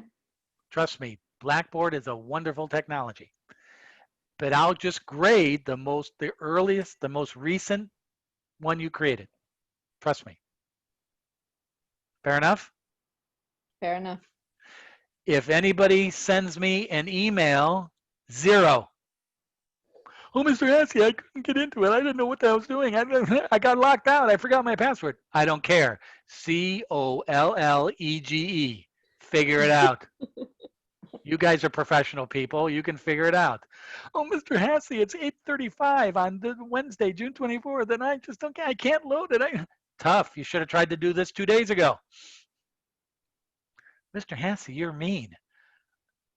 The name of this program at Hancock College and University of Laverne is called Professional Experience Business Administration. You're professionals. You're not 15-year-old junior high school students. You're not 17-year-old seniors in high school or freshmen in college. Figure it out. You can send me an email at 8:35 on Wednesday night saying, Mr. Hasse, I'm having a heck of a time. Could you walk me through this and make sure I'm doing this right? You can do that. Don't worry about that. But I do not want to get JPG photos of your work texted to me or emailed to me with your work. I do not want to read emails showing me your files. Blackboard, Blackboard, Blackboard. I get. Everybody agree with that? Everybody is understanding that? I don't want to have anybody on Thursday when you see a 0 in your grade center. Oh, I never heard that. What are you talking about? What? Sorry. Watch out, you guys. He's recording. I am recording. So it's official. All right. And I think that's reasonable. You guys, hey, now here's the second thing. It gets to be Wednesday and you guys can't make the deadline for whatever reason. Just send me an email saying, Mr. Hasse, can I have an extra day to post this? Mr. Hasse, can I post this by Saturday? You don't even have to tell me the reason why. And I will say, no problemo. Fair enough? I like Fair enough? you. I like you now. So you do not have, but you got to tell me, because here's why. The system will lock you out at 9:01 p.m. You have to tell me you're getting an extension so I can unlock the system for you. Okay. Fair enough? Fair enough. Okay. Okay. Wow. Wait a minute. I got to take a break. Hang on. You look pretty on pink. Your flattery Trying will to get you. trying to get a higher grade. Flattery will get you Of course, nowhere. extra credit. Extra credit. Hey, Flattery Professor, will get you you told us you would never give us hints. You've been giving us hints left and right. So I didn't give you a hint of how to do the problem. I gave you hints about what the problem's about. I'm okay with hints. Hey. All right. Yeah. So does No anybody shake have any that. questions on this ugly matter called quizzes? Wait till we get to the midterm, then you're really going to have a lot of fun. But don't worry about that now. This is quizzes. Any questions or problems?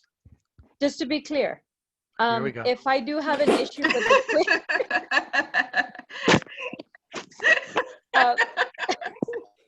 Sorry. Here we go. Oh, Blanca, I thought- question? real quick, if I have an issue with the quiz, I'm not understanding. I can. You call can ask me a up. question. You can ask me a Okay, question. perfect. Yeah, I just wanted to be clear on that. You know, we have office hours next Tuesday. We have, you have all weekend. You can send me an email. Mr. Hasse, I don't know what's going on. If you're really in a panic mode, Mr. Hasse, can you Zoom me this afternoon? I'll set up a Zoom link and we'll talk about it Saturday afternoon. Sunday Okay. afternoon. Okay. I'm even available at 3 a.m. Monday morning. Oh, You don't okay. sleep. But I Insomnia? require no students to be in their bed asking me these questions at that time of day. It's all professional. 3 o'clock. Okay, All fair right. enough. Okay. Okay, so that's that. All right, so now I'm bringing up our good-looking group, Cassandra. Yes. Oh, that's Every- pretty. Everything okay? Yeah, I'm here. I'm listening. Miss can't go Danielle, now. everything okay? Is it Danelle? Yeah, I'm here.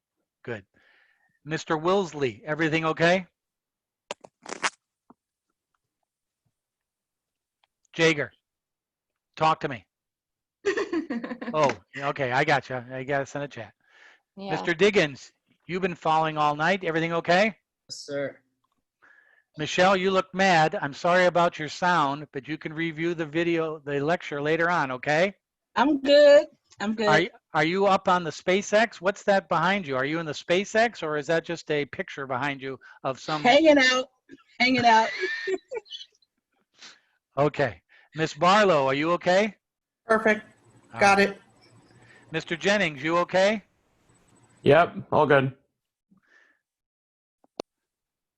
Miss Montano, are you okay? Can you hear me? I can. Oh, yes, I'm good. Thank you. Okay. Maribel, you're okay? We're good, thanks. Andrew, that mask is freaking me out. I'm not even going to ask you if you're okay. Brian Rodriguez, You you saying I'm okay? freaky looking? No, We you're don't okay. know. We can't see your face. I'm Brian, good. Brian Rodriguez, you okay? Yes, sir. I'm good. Thank you. Good job tonight, guys. So we went as far as chapter 3. We'll do 3 and 4 next week. Your quiz is on 1 and 2. You got a lot of stuff to do, and now the pace begins to quicken. So we got to change the sheets more than twice a week now, Blanca. And we got to stay up with the pace of our class. All right. Thanks, everyone. Thanks, everybody. And anything else? Remember, I stay a little bit later after class closes if you have any last-minute questions.